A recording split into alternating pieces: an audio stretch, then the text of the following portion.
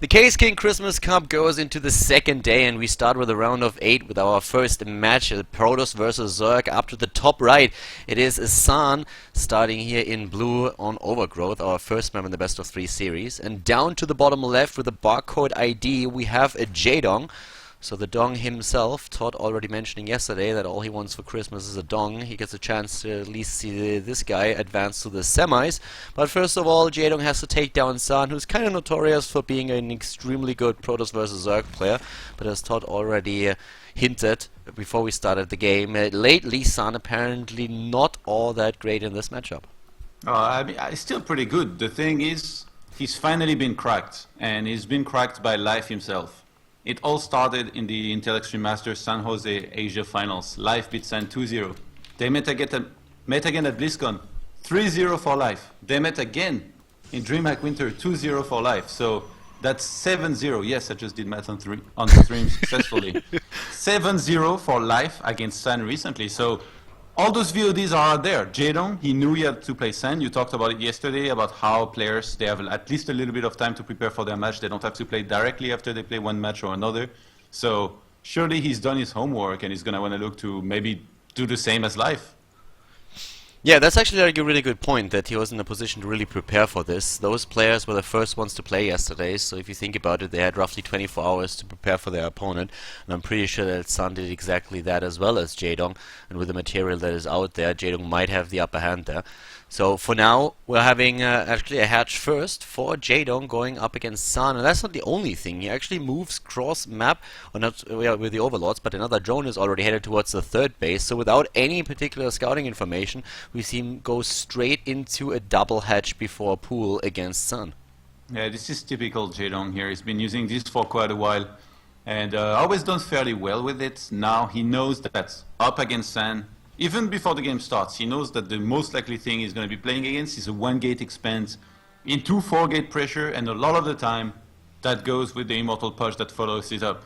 The first step of this is defending successfully the 4-gate pressure, which sometimes is a bit more of an all-in than the pressure out of San. The thing is, it's very, very hard to counter it perfectly. Like, there is so many variants that San can go for. Sometimes he can warp in sentries rather than only Zealots, and then as Zerg you have a choice. You can go for full Queen and Zerglings without speed and some spine, or you can try to go for the gas. And in this game, JaeDong is going to play gas less early on. What do you think are the chances of a player like San actually rolls the dice in a game like this and then starts with a Forge right off the bat and starts canning? Does JaeDong have a chance defending against that, or is San then in a position where he can at least take down one of the bases? Yeah, I think San will have a good chance, especially since it will come as a surprise, but JaeDong, he's one of those players that he has that, you know, that spark of like the stars that the genius. Play the best under pressure and react quickly and properly to stuff. So I think he will pull his drones and at least give San a run for his money in terms of not letting him cannon too easily. So it will be very risky for San to do this, and I fully understand him not wanting to take that risk and playing a little bit more standard.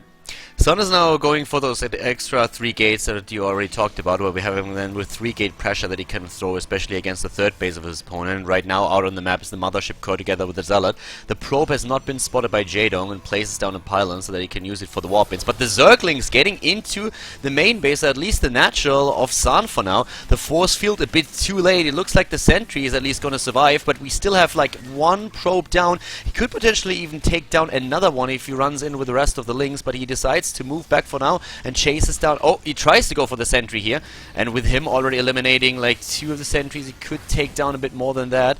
So this is great for JaeDong right now. Yeah. What better way to copy live than getting Zerglings in, man? Yeah, it worked really well for Life yesterday when he was playing against First.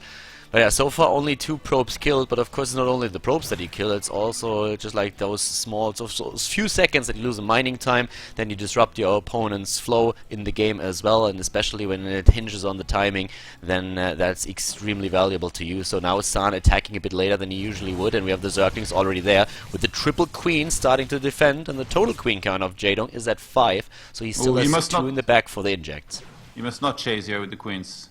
JaeDong, I really like his position right now. In terms of drones, he's in a great position. He's got 36 against 31. He's got 7 more about to hatch. Speed only starts now, but he has enough Queens and Zerglings that he should be fine against aggression. if he keeps on adding a few Zerglings at a time, see he's starting 6 now. If he stopped completely, he will be in trouble. They're losing And one of the whoa. Overlords though, so he's supply blocked for now, but he still has a lot of Zerglings in the pipeline, so he can at least use those. The speed upgrade won't finish for quite a few seconds, but he has that queen count, a 4th queen now already down at the 3rd base. Now he can start pushing the Stalkers back, and of course always the Zerglings to act as a buffer between the queens and the rest of the Gateway army. Sen is still making probes continuously in the meantime, but he's got a lot of armies. Actually reacting a little bit late here. One of the Stalkers might die. Why is JaeDong stepping off creep so far? Now he might get chased down and lose his queens. The time warp goes down. Oh wow, the time warp of course nearly putting those queens to a total halt, and 2 are already dead. A 3rd one might die as the Zealots are moving in. Queen gets blocked, gets taken out, 3 queens down, and that was a huge blow to JaeDong's defense. Losing 4 or 3 queens like that is just a gigantic problem for him now. More Zealots moving in, the Stalkers already sniping 1 Zergling at a time and going for the drones as well. JaeDong is dropping in supply and he's dropping fast, and San is just still there with the Mothership Core with the rest of the Stalkers pushing that entire Zerg army to the wall, and there is nothing that JaeDong can do right now. He's not able to save those 2 queens. He loses both of them, loses a fair bunch of Zerglings as well, and this 3rd base is more or less forfeit. The Zerg player definitely with no chance of holding that. If he he might be able to still come back in that game, but right now he's at a massive disadvantage. This is typical San, you know, really committing a lot to this 4-gate aggression. And, I mean, he's hoping that the Zerg will make a mistake here and there and underestimate the attack. JaeDong was in a great position, and I fully understand his choice to start making a few drones here and there, but this time, he should have been more patient, he should have sat back with the queens, and he didn't. He moved off creep, he lost his queens, and then from there it only goes downhill. You underestimate this strat, you make one single mistake, you're gonna lose to it, and this is what's happening here once again. Yeah, he's losing the queens now again, the few queens that he still had back at home. He only has 1, so Larva is going to become a massive problem for him, especially since he's relying on Zerglings, which are very, very Larva heavy. It's not like we're talking Roaches or Hydralisk at this point. So San currently at 67 supply against 41. He still has his own natural. The Harvester count is massively in favor of San now at 43 versus 22. So the entire economy of JaeDong has taken a huge hit in that last fight, and by now the income of JaeDong is extremely low. Him coming back into this game would need a small miracle for sure. Yeah, a Christmas miracle, here we go again. Yeah, and actually like San, it does not even give him that chance. He just puts down 3 additional gateways, gets the Warp Prism as well, and wants to go for the finishing blow. Yeah, JaeDong, he lost way too many drones now. He's just down to 22 to 43, GG. And San, pretty nice game here out of him, but JaeDong, a little bit disappointing.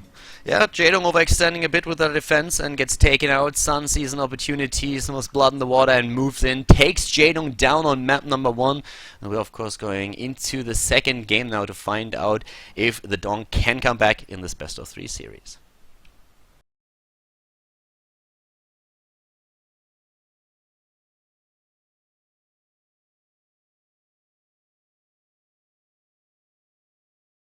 Starting on Foxtrot Labs to the top left here at the Caseking Christmas Cup, we have JaeDong using a barcode ID going up against his Protoss opponent, spawning to the bottom right. It's a Zerg versus Protoss with San spawning to the bottom right here. He was able to take the lead on Overgrowth, winning that first map, just having that 4-gate pressure up against the 3rd base, and JaeDong overextending a bit, moving off creep with the queens, getting time warped, losing 3 or 4 queens, and then not having enough to really defend against his opponent's push. I'm Khaldor, with me is Todd, and we're going to bring you the coverage of game number 2 here in the best of 3 series in the quarterfinals of the Caseking Christmas Cup. And let's find out if JaeDong can come back into the best of 3 and force a 3rd game, or if San closes the series out with a 2-0 and advances to the semifinals. Okay, first of all, how the hell did Foxtrot make it to this 3-map stack? It's supposed to be one of the first vetoes. And then, if you look at that pylon, it reminds me of the pylon that you would go for on like Zelnaga Caverns, or like these maps where it's very, very hard to wall. And it's for a forge, right? Probably. I mean, Metropolis comes to mind as well, or Metalopolis. Yeah. Yeah, it's similar. You know, you have a wide space around the ramp and your nexus, and then you wall from your ramp to your nexus rather than going, you know, the long way where you can get all in a lot more easily. So now, San, he's doing what you talked about last game. Yeah. He wants to go for a forge and try for some cannon rushing. And you know, like, he dodged overload number 1, or did he? I'm pretty sure that he just, Yeah, like, he did. skirted around the edges of the vision, so now he's moving into the natural. The second overload, of course, spots him, but so far we don't have a spawning pool by JaeDong. The probe gets in, has been spotted, the first pylon already placed down, and JaeDong would be well advised to send a few drones down to the natural. He already has one there to block the spots, but there's pylon number 2 already, and this is starting to look a bit iffy for JaeDong. Here comes another pylon, he blocks it off completely. JaeDong pulling the drones now, moving them down to the bottom, and here comes the cannon, gets one cannon, moves out with a nice move on the probe here, and starts to take another cannon into position probably. The pylon's being attacked, but this is looking very unlikely for JaeDong to be able to prevent cannon number 1 to finish. Yeah, San even traps some drones inside with the second one that he starts. I really don't see JaeDong holding this. I mean, and he's committing so much to the defense that if this goes up, I think it's game. Yeah, but now he actually has only 3 harvesters mining. That's all that he has in the main base. There's the cancel on the hatch. The cannon is already there, so he just retreats once again. Of course, there are a few resources lost since he had to cancel those buildings, but still, like, forcing the cancel on the hatch is just huge. And for San, absolutely great. You were mentioning already, Todd, the time that he committed to this, the mining time that he lost with all those drones down there at the natural. He prevented the worst for now, but still, he's in a really tough spot. Can San make a gate on the right of his forge? Oh, yeah, he can. Okay, so there's going to be a good wall here. Like, completely defended. If he thinks he could get all in, he could even make another cannon just below his nexus. And San is in a great position. He delays the gold as well. Like, JaeDong doesn't seem to want to all in either because it's just so obvious. It's easy to scout as well. Yeah, this is getting extremely tricky now for JaeDong. I mean, his own expansion delayed for so long. He starts his hatch at the gold expansion when we have Sun's own nexus already halfway completed. With the cannon that we have down at the ramp of Sun's main base now, there's also no chance of really attacking with just a few zerglings and doing damage with those. So Sun is just like trying to follow this up. He still has 2 probes on the map. He has both probes near that cannon at the natural of JaeDong so that he can just sneak into his opponent's main base, get an idea of what's happening. The Queen is preventing that for now, but this is of course a very annoying situation for JaeDong. That third is so far away from the main base that it's extremely difficult to defend that as well. I love, by the way, the queens that walk on the edge here and start to attack from the top. They are living on the edge, man. Yeah, they definitely do, literally. I mean, right now they can take that cannon down, and that even didn't even cross my mind when I saw the placement of the cannon. But yeah, JaeDong just walks up to that edge, takes, of course, with the high ground. No vision for San, takes the cannon down, and now he can place down another hatch if he wants to. And you know, San basically being put in the situation where he had opened with a forge first. This feels a little bit old school, you know, when Protoss used to open forge first every single game. And now he's just going to adjust his play to that. He starts a +1. I wouldn't be surprised to see him follow it up with something like a few gateways, maybe a pressure zealot +1. I don't think it's going to be a Stargate, because usually you will start that earlier than the +1, or like you will save some gas for it, whereas now he's getting a sentry. So most likely some gates and a robo, maybe for a War Prism, maybe for Immortals and an attack. Yeah. I mean, what you just talked about was one of the big problems that we had, especially at the end of Wings of Liberty. Protoss being forced in starting with the Forge first because they couldn't defend with the gateway opening, and then just like this massive time frame that Zerg had to put up 3 bases, drone up like crazy, because they knew exactly the timings of a potential attack. Now in Heart of the Swarm, at least what Protoss can do is start with the gateway again, since we have the Mothership Core, and then get the warp in a lot earlier, and therefore there's a lot potential pressure that a Protoss can execute against a Zerg player, so you can't just like drone up in the early stages as much anymore. But this is very much that game that we had at the end of Wings of Liberty, where it's just like such a long delay on the research and on the tech that we have for the Protoss, that JaeDong at least knows that for now he's safe. I'm pretty sure we're going to see something like an Immortal push after the initial 4 gates pressure at Khaldor, because against the gold base you don't want to wait for too long not doing anything. You need to at least pressure, you know, force some units out of your opponents, which sometimes can play right into your opponent's hand. But no, we see a Twilight Council start, so maybe something like a Blink +2. I really doubt that San wants to go for a third base, and oh, by the way, he's moving out with very few units. He's going to be caught here by some Zerglings. JaeDong, he knows that. Oh, he goes for the gold base. Yep, goes for the gold base, throws down the Nexus, and JaeDong has already seen it. What do you think from JaeDong's perspective now, what he should do there? And do you think that it's a smart move what San does right now? Yeah, I think so, because... Oh, the sentry's actually being caught! Yeah, wow, this is just bad. running straight into the Lings and all three of them dying here, and that of course forces a cancel on that Nexus as well. Yep, there's the cancel, takes down the probe and kills the pylon too. Well, that backfired. Yeah, I feel like against the gold base, you need to either play really offensive or really defensive. And in this case, Stan wanted to play very defensive, but he was too greedy. He started that base with no units.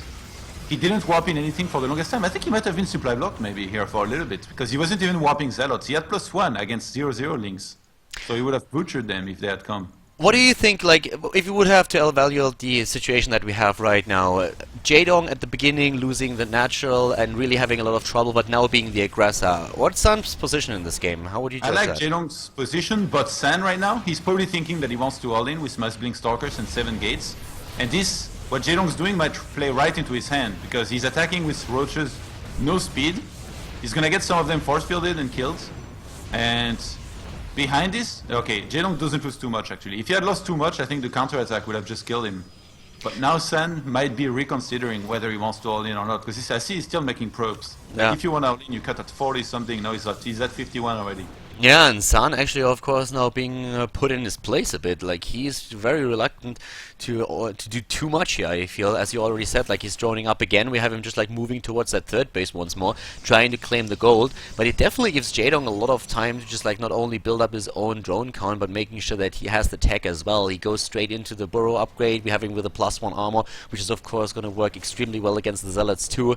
On the other hand, the +2 attack upgrade is nearly done, so that +1 armor for the Zerglings at least is not going to be relevant to the point where he can research the second upgrade.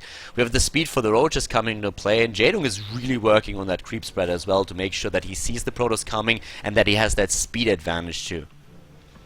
Yeah, and San just retaking the gold base here. I'm not sure if I like that. Like, I feel like since there is only Roaches and Zerglings against him, even though the creep spread is good, if he put himself in a good position where he could prevent the gold base from mining of JaeDong, he could have done quite a bit of damage and then take a third base himself. But now, he's gonna play, I guess, fairly defensive supposedly, even though he's moving out. That's a little bit surprising. Like, if you take a third base, you don't have to attack like that. You're exposing yourself to a massive flank, but I guess he has a recall available. It's really going to be for JaeDong to prepare a massive flank and to go for it here. Well, here he comes with a flank. The force fields are good though, and the Roaches are starting to move in. That blink upgrade and the +2 attack is already done. The force field's not gone just yet, and a fair amount of Roaches is being trapped by San's force fields here. He's doing a lot of work, having a decent position, and that recall energy is still available on the Mothership Core. The Queen is already moving in, trying to push the Mothership Core in a really bad spot, but the Stalker's blinking again, and San suddenly doing so much work here, going in, taking down Roach after Roach. The Queen is gone. The Mothership Core not under enough pressure to really force a recall here, and it doesn't even go for that. We have the Mothership Core not with the energy any longer, and San doesn't seem to really need it. The army supply alone is nearly twice what we have for JaeDong. By San, he takes down that third base, and just like that, JaeDong is on the ropes once again. Yeah, he messed up big time with the fight. He came in from the left-hand side and the middle, between that little edge that there is, and yeah, the units got trapped, they got force fielded. A lot of Roaches weren't attacking, and then San's blink and force field with the Guardian Shield just was enough to basically crush this army, which was, again, only Roach and Link. And there's the GG, the +2 attack upgrade, of course, doing quite some work in that fight as well. And San takes down JaeDong with the 2-0, making it look easy. And we've just been earlier talking about the track record that this guy has against Zerg, disregarding maybe those games against Live. Todd already mentioning that he, in the last 7 maps, didn't win a single one against Live. But apparently, against the rest of the Zerg world out there, his track record still holds on. So we have San taking that series with a 2-0 in the quarterfinal of the Caseking Christmas Cup, advancing as the first player today to the semifinals.